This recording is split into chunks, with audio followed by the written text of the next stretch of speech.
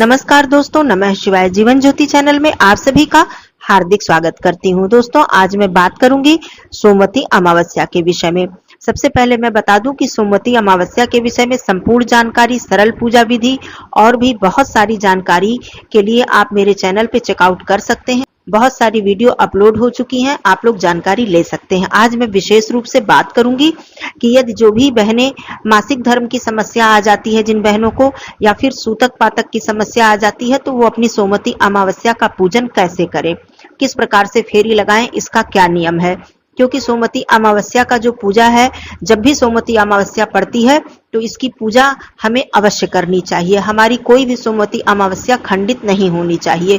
तो इन सब समय पे क्या नियम है। दूसरी बात, पूजन करने के बाद जल का जो कलश आपने रखा है, दीपक जो रखा है आपने, वो दीपक जल रहा है अभी पूजा समाप्त होने के बाद भी, तो उसका क्या करना है। उसके बाद आज की वीडियो में आप लोग सामानों की लिस्ट भी जानेंगे कि किस किस वस्तु से आप फेरी लगा सकते हैं। पहली बार, दूसरी बार, तीसरी बार और उसके कई बार बहन कौन कौन सी ऐसी वस्तुएं हैं जिनसे फेरी लगा सकती हैं, जिससे कि अत्यधिक पुण्य उनको प्राप्त हो। कभी कभी यह समझ में नहीं आता है कि हम किस वस्तु की फेरी लगाएं, तो इसके लिए मैं बहुत सारी वस्तुएं बताऊंगी। और दूसरी बात, वस्त्र आपको ससुराल का पहनना है या मायके का, मतलब क्या अनिवार्य होता है इस पूजा में, मायके की साड़ी अनिवार्य होती है या फिर ससुराल की, इस बात को भी क्लियर करूंगी। तो बहुत सारी जानकारी आपको इस वीडियो में मिलने वाली है। आप लोग पूरी तरह से वीडियो में बने रहिएगा। आप लोगों से निवेदन है कि वीडियो पसंद आता है तो इसे एक लाइक जरूर किया कीजिए। कमेंट बॉक्स में ओम नमो भगवते वासुदेवाय अवश्य लिखिएगा। दोस्तों देखिए, सबसे पहले मैं बता दूं कि मासिक धर्म यदि आ जाता है और सोमवती अमावस्या की पूजा आप नहीं कर सकती, जैसे कि बिना 7 दिन पूर्ण हुए हम कोई भी पूजा अर्चना नहीं करते हैं, ये तो आप सभी लोग जानती हैं। तो ऐसे में क्या करें। तो देखिए, पहला नियम तो ये है मासिक धर्म का कि यदि आपके घर में कोई भी महिला सदस्य है, आपके परिवार में कोई भी ऐसा है जिन्हें पूजा करनी है, तो वो आपके लिए भी वो पूजा कर देंगे। जैसे कि आपने सारी सामग्री की व्यवस्था कर दी और आपके निमित्त आपका नाम लेके, आपका ध्यान करके वो फेरी लगा देंगे। चाहे वो 5 फेरी लगाकर बाकी फेरियां वो बैठ कर ही पूरी पूजा कर दे, ऐसे भी होता है। क्योंकि कोई भी 2 बार फेरी नहीं लगा पाएगा, जैसे 108 अपनी फेरी और 108 किसी अन्य की फेरी, क्योंकि बहुत ज्यादा परिक्रमा हो जाएगी, तो इतना सभी के लिए संभव नहीं है।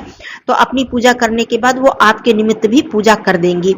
उसके बाद वहां से आपके लिए वो सिंदूर और बिंदी माता गौरी जी से प्रसाद के रूप में और सोना धोबिन के चढ़ाई हुई जो प्रसाद के रूप में हम लोग धारण करते हैं, वो लेके आएंगी। और जब आप स्वच्छ हो जाएंगी तो उस प्रसाद को, मतलब उस सिंदूर और बिंदी को आप फिर धारण कर लेंगी। ऐसा नियम है। और मान लीजिए आपके घर में ऐसा कोई सदस्य नहीं है, आप अकेली हैं, कोई पूजा करने वाला नहीं है, तो उस बार की पूजा आप छोड़ दीजिए। और जब अगली बार सोमवती अमावस्या आती है तो आप ध्यान रखिए कि आपकी वह सोमवती अमावस्या छूट गई थी, उसके निमित्त आपको 2 बार सारी पूजा करनी, जैसे कि 2 बार की व्यवस्था करनी है। एक बार आपको 108 कोई भी वस्तु गिनती करके रखनी है पिछली बार के लिए, और 108 फिर जिस बार आप पूजा कर रही हैं उसके लिए गिनती करके रखनी है। और सारी सामग्री को आपको डबल करके माता गौरी जी को अर्पित करना है। कहने का मतलब यह है कि पिछली बार के निमित्त आपको सारी चीजों की व्यवस्था करके पूजन करना है।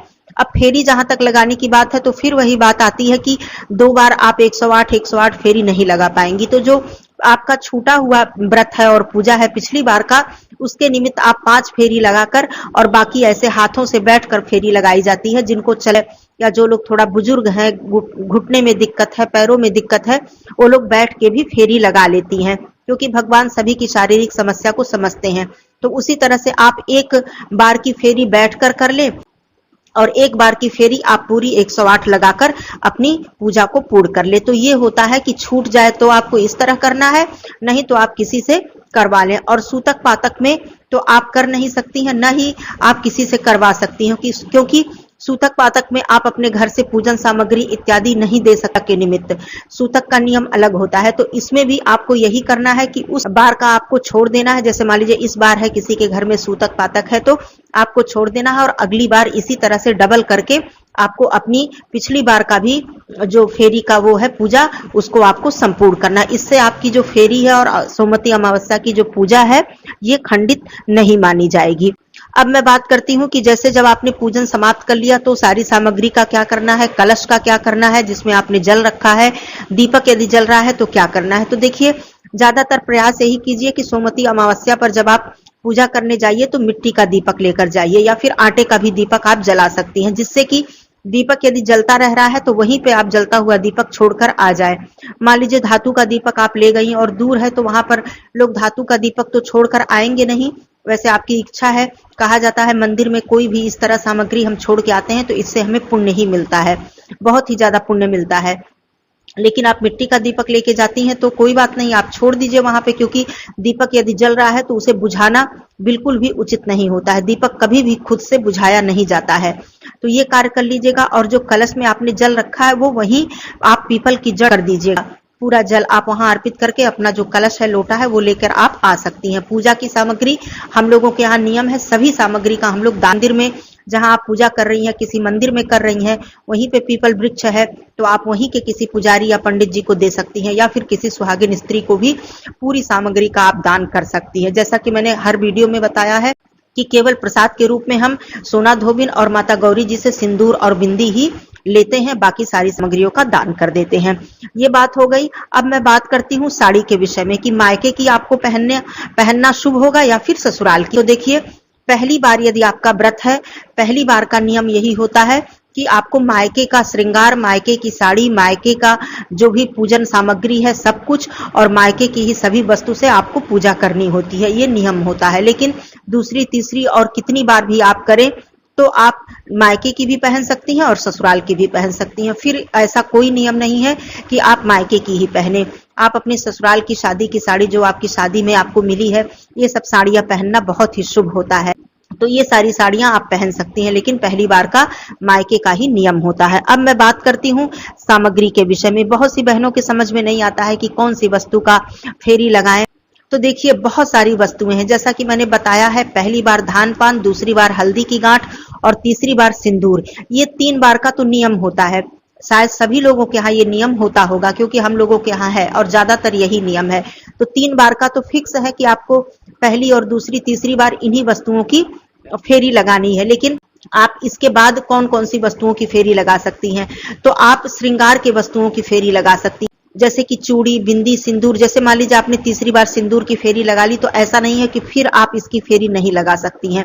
बहुत ही शुभ होता है यदि हम सुहाग की वस्तुओं की फेरी लगाते हैं। तो आप सिंदूर, बिंदी, चूड़ी, nail polish, rubber band, hair clips, आलता और इस तरह से श्रृंगार में जितनी भी सामग्री आती है, आप उन सब चीजों की फेरी लगा सकती हैं।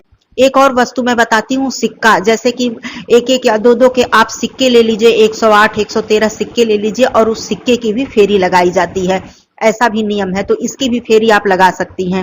अब बात आती है कि खाने पीने की वस्तुएं या पूजा से संबंधित वस्तुएं, तो जैसे लौंग है, इलायची, सुपारी, किशमिश, बादाम, काजू, मूंगफली, काली मिर्च, कपूर, चंदन की डिबिया, लड्डू गोपाल जी के वस्त्र, माता जी की चुंदरी, फल इत्यादि। फल में जो भी मौसमी फल है उन सब की फेरी आप लगा सकती हैं। तो इतनी सारी वस्तुएं मैंने बता दी, और भी आपको जो भी वस्तुएं समझ में आए उनकी फेरी आप लगा सकती हैं।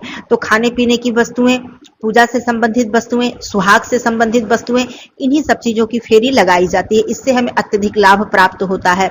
कहा जाता है कि पूजा से संबंधित वस्तु की यदि हम फेरी लगाते हैं और उसको दान करते हैं, तो जब भी वो प्रयोग में आती है तो उसका हमें पुण्य प्राप्त होता है, उसका आधा पुण्य हमें मिलता है। सुहाग की वस्तुएं जब हम दान करते हैं तो वो जो भी सुहागिन महिलाएं उसका प्रयोग करती हैं तो उसका आधा पुण्य हमें मिलता है।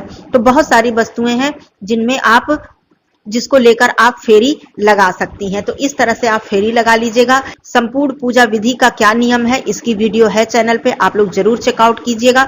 बहुत सारी जानकारी आपको सोमवती अमावस्या के विषय में मिल जाएगी। आपके मन में यदि और भी कोई प्रश्न है तो आप लोग पूछ सकते हैं। सभी माताओं बहनों को सोमवती अमावस्या की हार्दिक शुभकामनाएं। माता गौरी जी आपका सुहाग सौभाग्य सदा सर्वदा बनाए रखें। धन्यवाद दोस्तों। नमः शिवाय। हर हर महादेव।